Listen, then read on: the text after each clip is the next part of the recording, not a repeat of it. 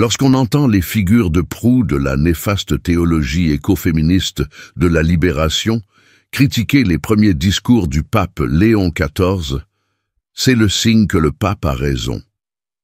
La phrase ne vient pas d'un simple porte-parole, c'était la méditation matinale du cardinal Robert Sarra, partagée à huis clos dans le monastère où il se retire habituellement pour prier. Mais comme toutes les vérités qui dérangent, celle-ci s'est aussi glissée à travers les failles du temps.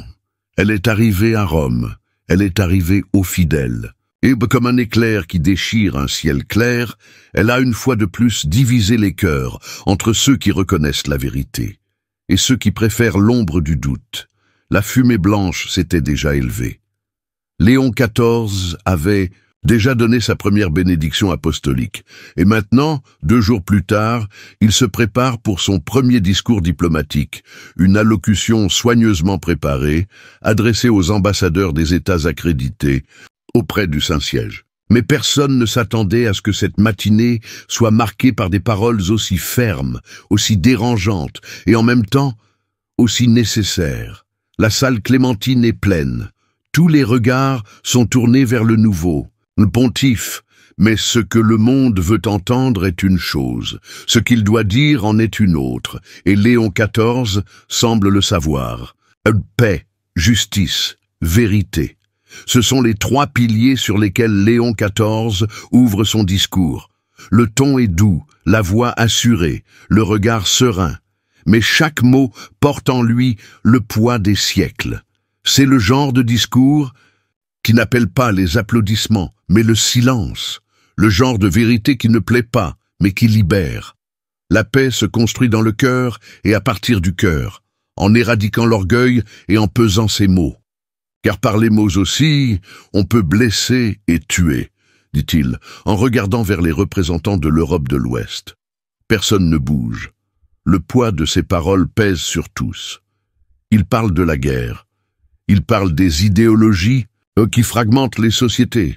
Il parle de la nécessité de dire la vérité avec charité, mais jamais de la cacher par lâcheté. Et puis, tel un éclair frappant le centre d'une vieille place, il aborde le sujet qui semblait tabou, la famille.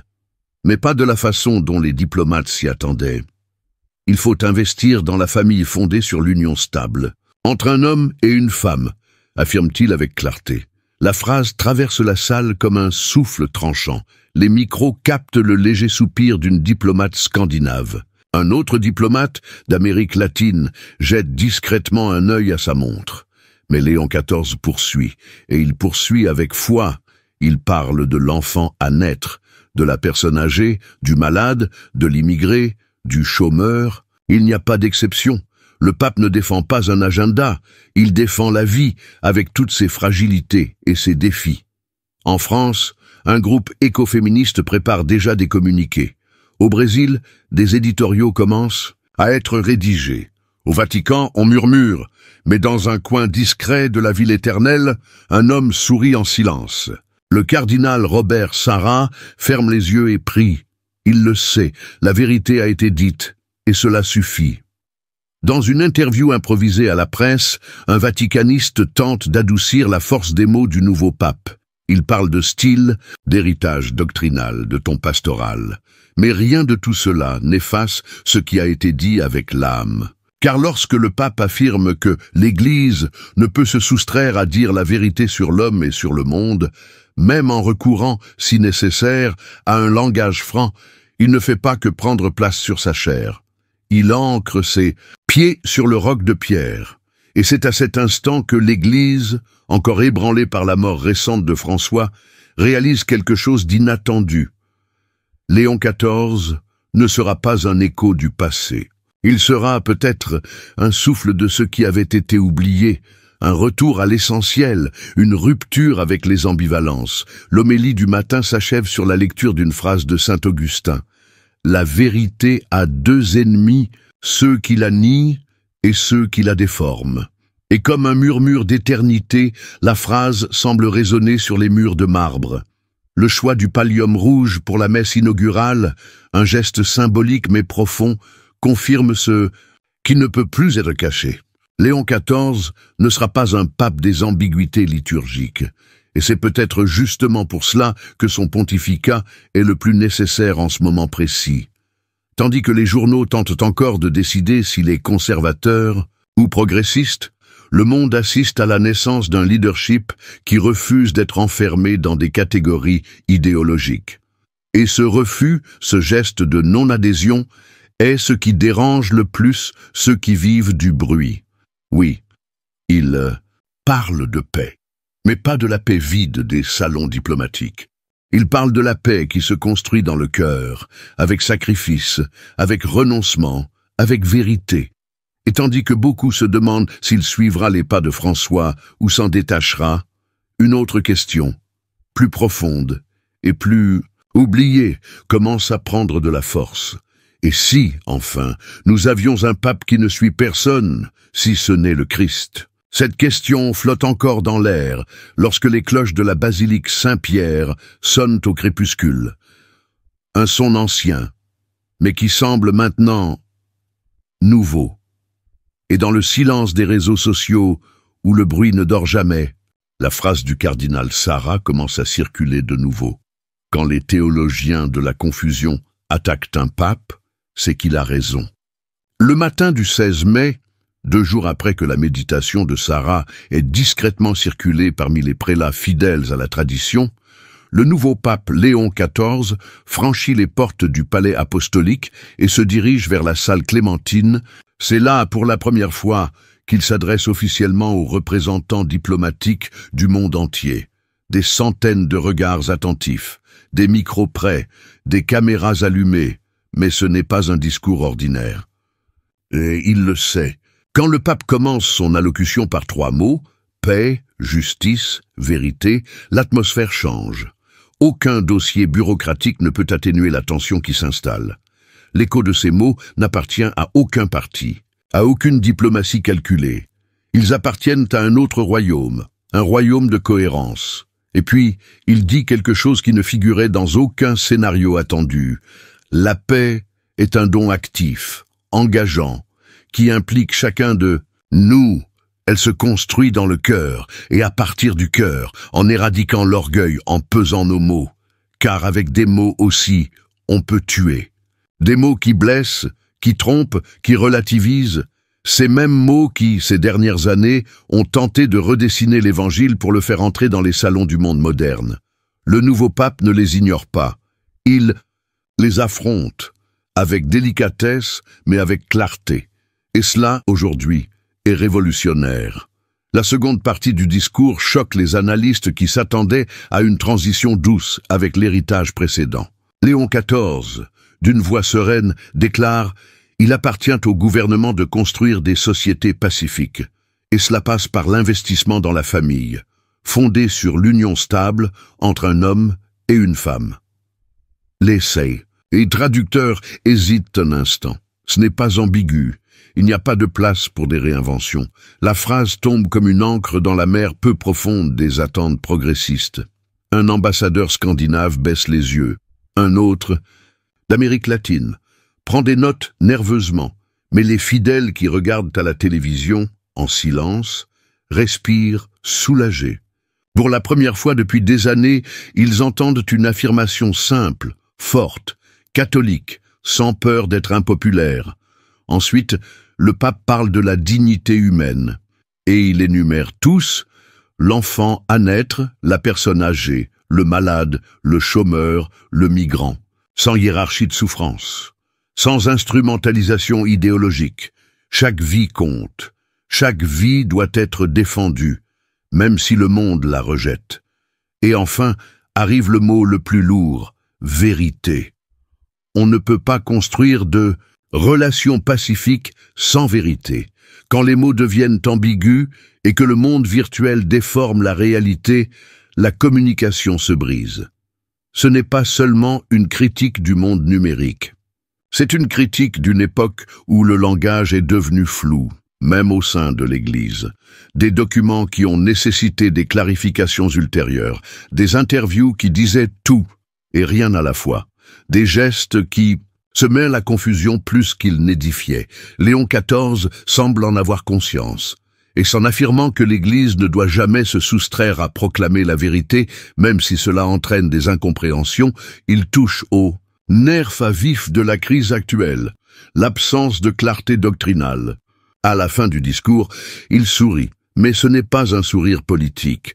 C'est le sourire de celui qui vient de dire ce qui devait être dit, et qui sait que cela aura des conséquences. Sur la place Saint-Pierre, des fidèles s'agenouillent, certains pleurent, d'autres, en silence, touchent leur chapelet avec respect. Dans la curie, des murmures circulent. Le nouveau pape ne sera pas un diplomate en blanc, il sera un pasteur aux dents de lion. En quittant la salle, quelqu'un commente que le discours était audacieux. Mais un archevêque africain, assis à l'ombre d'une colonne, répond calmement « Non ». Ce qui était audacieux, c'est le silence que nous avons supporté pendant des années. Aujourd'hui, nous avons entendu la vérité. Ce même matin, les réseaux sociaux explosent. Le discours est repris, déformé, loué, détesté, comme toute vérité. Les journaux publient des éditoriaux. L'un affirme que le nouveau pape pourrait représenter un risque de recul moral. Un autre dit qu'il éloignera les jeunes avec ce genre de langage rigide. Mais aucun ne mentionne ses gestes au Pérou, avec les pauvres. Aucun ne parle de ses nuits dans les hôpitaux, de ses marches sans protection parmi les paysans. La charité est ignorée quand la vérité dérange. Et pourtant, Léon XIV reste ferme. En coulisses, on dit qu'il a refusé de changer le moindre mot du discours, malgré les suggestions. On dit qu'à la fin, il a simplement murmuré « Si c'est la vérité, qu'elle soit dite. » Et elle l'a été. Au coucher du soleil. Un théologien jésuite écrit discrètement sur son blog « Peut-être sommes-nous face à un nouveau type de pape. » Non pas un réformateur politique, mais un restaurateur spirituel. La phrase devient virale.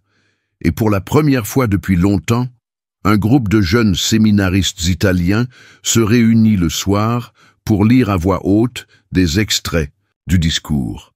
Quelque chose a changé, et lorsque la nuit tombe sur Rome, un vieux prêtre écrit dans son journal « Aujourd'hui, le lion a rugi ». Non avec haine, mais avec clarté. Et la clarté, dans ce monde, est le plus rare des amours. Et vous, qui regardez, vous vous demandez peut-être, ce pontificat rendra-t-il à l'Église l'éclat de la vérité ? Si vous voulez le découvrir avec nous, abonnez-vous à la chaîne, activez la cloche et partagez cette vidéo. Suivons ensemble le pontificat de Léon XIV et prions pour lui. Car les temps sont durs, mais Dieu parle encore. Et quand il parle, même les lions s'agenouillent. À Rome, les foules se rassemblent autour de la basilique Saint-Pierre avec une attente qu'on n'avait pas vue depuis l'élection de Benoît XVI. Mais aujourd'hui, c'est différent. Aujourd'hui, le pape Léon XIV célèbre la messe inaugurale officielle de son pontificat. Et au milieu de la liturgie, un geste subtil, presque oublié, attire des milliers de regards vers un symbole, le pallium rouge. Pendant des décennies, ce pallium avait été mis de côté. François avait opté pour un modèle plus simple, noir, symbolisant l'humilité et la pastorale. Mais désormais, Léon XIV reprend le pallium rouge. Et ce faisant, il ravive un symbole ancestral, le poids de la tradition, de l'autorité, de la continuité avec Pierre. Il ne s'agit pas de vanité. Le pape ne change pas de vêtements par caprice, il le fait pour annoncer quelque chose. Et ceux qui comprennent les symboles le savent, un nouveau temps commence. Au premier rang de la messe, plusieurs cardinaux gardent les yeux fixés. L'un d'eux ferme les yeux un instant, comme s'il priait en silence pour recevoir la sagesse.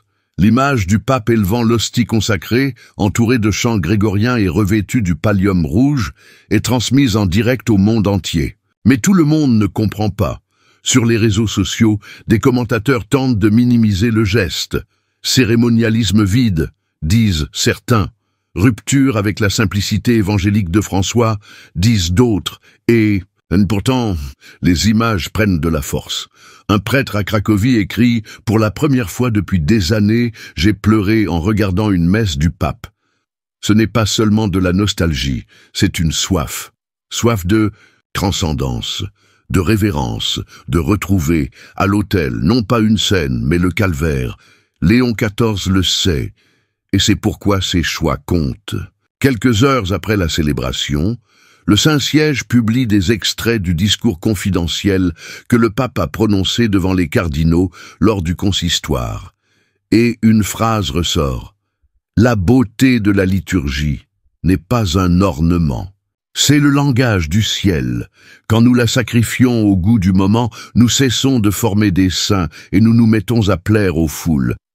La phrase circule, devient virale, touche. De jeunes prêtres à Manille, Buenos Aires, Nairobi et New York la reprennent dans leurs homélies et groupes d'études.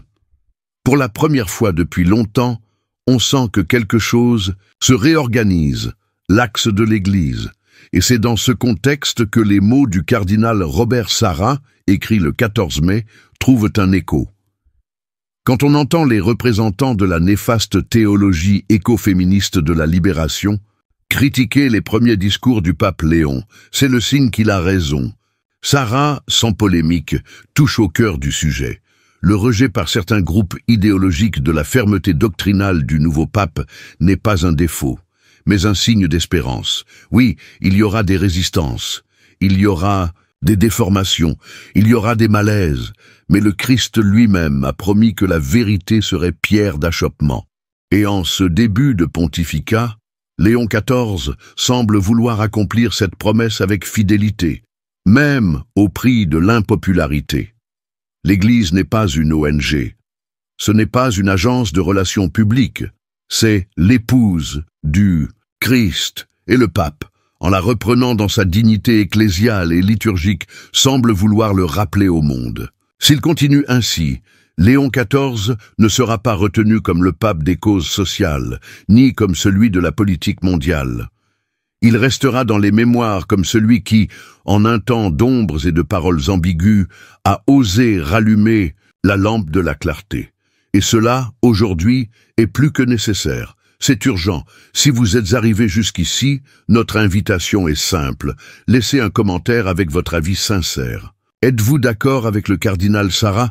Avez-vous vu une espérance dans le discours de Léon XIV? Votre participation nous aide à construire une communauté qui prie, réfléchit et reste fidèle. Abonnez-vous à la chaîne, activez la cloche, aimez et partagez cette vidéo avec d'autres personnes qui aiment la vérité de l'Église. Ensemble, comme une véritable famille catholique, suivons chaque pas de ce nouveau pontificat en priant avec ferveur pour qu'il soit ferme dans la doctrine et abondant en charité. Que Dieu vous bénisse et que l'Esprit Saint continue de conduire la barque de Pierre. À très bientôt dans une prochaine vidéo.